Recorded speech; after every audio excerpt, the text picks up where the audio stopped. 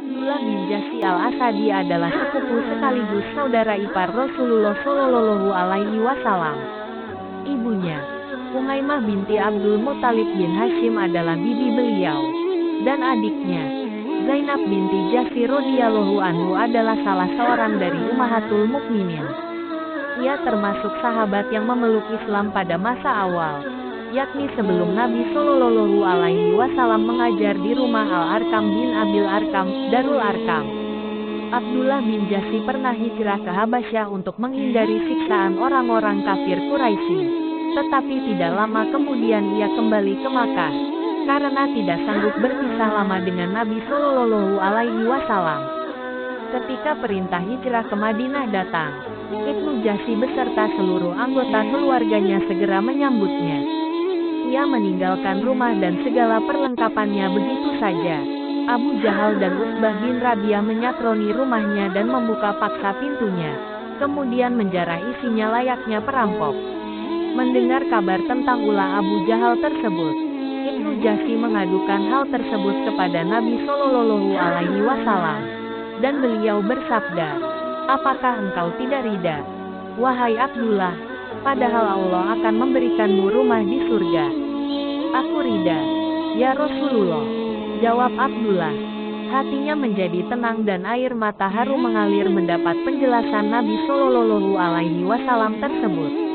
Pada bulan Rajab tahun 2 Hijriah, Abdullah bin Jahsy memimpin 12 orang sahabat, pada riwayat lain 8 sahabat, yang diperintahkan Nabi SAW menuju suatu arah, dan diberi suatu surat tertutup, yang baru boleh dibuka setelah 2 hari perjalanan.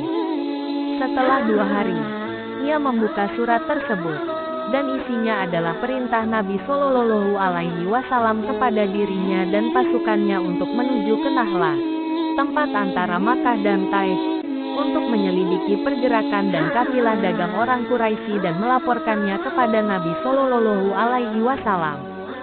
Sampai di Nahlah, mereka melihat kafilah dagang kaum kafir Quraisy sebagaimana disebutkan Nabi Shallallahu Alaihi Wasallam. Ibnu Jahsy bermusyawarah dengan pasukannya tindakan apa yang harus dilakukan. Saat itu adalah akhir bulan Rajab, bulan haram yang dilarang berperang di dalamnya. Kalau menunggu malam harinya, di mana sudah masuk bulan Sya'ban dan diperbolehkan berperang, kafilah itu akan masuk tanah suci, tanah haram, dan haram pula berperang di tempat itu. Setelah melalui berbagai pertimbangan, ia memutuskan untuk menyerang kafilah tersebut. 1 orang Quraisy tewas dan 2 orang tertawan, sisanya melarikan diri. Dengan membawa tawanan dan ganimah, Abdullah bin Jahsy dan pasukannya pulang ke Madinah. Sampai di Madinah, ternyata Rasulullah Shallallahu Alaihi Wasallam tidak sependapat dengan keputusannya tersebut. Beliau bersabda, "Aku tidak memerintahkan kalian untuk berperang di bulan suci, bulan haram." Beliau menolak untuk menerima tawanan dan ganimah yang telah dibawanya. Abdullah bin Jahsy dan pasukannya merasa sangat malu pada Nabi Shallallahu Alaihi Wasallam. Dunia jadi terasa sempit dan menyesakkan dada mereka. Hal ini pun dimanfaatkan oleh orang-orang Quraisy untuk melontarkan tuduhan dan fitnah kepada Nabi Shallallahu Alaihi Wasallam, bahwa beliau menghalalkan bulan haram, membunuh dan menawan orang dan merampas harta bendanya, sehingga keadaan jadi kemelut yang rumit. Tetapi kemudian Allah Subhanahu wa Ta'ala menurunkan wahyu, surah Al-Baqarah 217, yang isinya membenarkan tindakan Abdullah bin Jahsy, yakni mengecualikannya karena sebelumnya kaum kafir Quraisy telah melakukan tindakan yang jauh lebih besar dosanya, yakni mengusir penduduknya, yang muslim, dari tanah haram Makkah. Nabi Shallallahu Alaihi Wasallam menjadi gembira dan ridha dengan tindakan Ibnu Jahsy, dan menerima tawanan dan ganimah yang dibawanya, dan membagikannya kepada yang berhak. Itu adalah tawanan dan ganimah pertama dalam Islam. Peristiwa tersebut merupakan babak baru yang menunjukkan bagaimana kekuatan orang-orang Islam. Sebaliknya, orang-orang kafir Quraisy mulai dirasuki ketakutan. Orang-orang yang dahulu disiksa dan dimusuhinya, bahkan diusir dari tanah kelahirannya. sekarang menjadi batu perintang yang menghalangi jalur perdagangannya ke Syam. Apalagi di bulan Sya'ban itu juga turun surah Al-Baqarah ayat 190-193 yang mewajibkan orang-orang Islam untuk berperang melawan orang-orang yang memerangi dan menghalangi mereka dari jalan kebenaran. Dalam perang Uhud, Abdullah bin Jahsy menemui sahabatnya, Sa'ad bin Abi Waqqas, dan mengajaknya berdoa bergantian dan saling mengaminkan. Karena doa seperti itu akan mudah dikabulkan oleh Allah Subhanahu wa Ta'ala.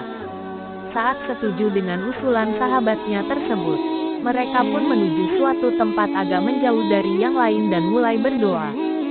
Saat memperoleh giliran pertama, ia berdoa, "Ya Allah, saat aku berada di tengah pertempuran esok hari, dengan limpahan kasih sayang-Mu, ya Allah, hadapkanlah aku dengan musuh yang kuat dan garang. Biarkanlah ia menyerangku sekuat tenaganya, dan aku akan menghadangnya sekuat tenagaku.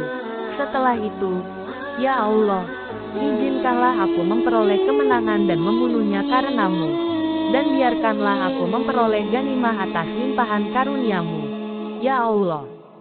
Amin." Abdullah bin Jahsy menutup doa Sa'ad, kemudian ganti ia berdoa, "Ya Allah, ya Tuhanku, dalam pertempuran esok hari, hadapkanlah aku dengan musuh yang paling kuat.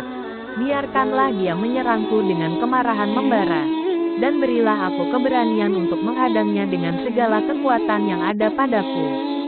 Kemudian, ya Allah, biarkanlah musuhku itu membunuhku, dan biarkanlah musuhku itu memotong hidung dan telingaku.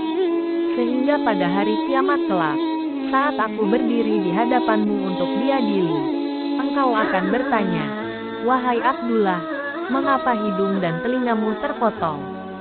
Maka aku akan menjawab, 'Hidung dan telinga saya telah terpotong karena berjuang di jalan-Mu dan jalan Rasul-Mu.'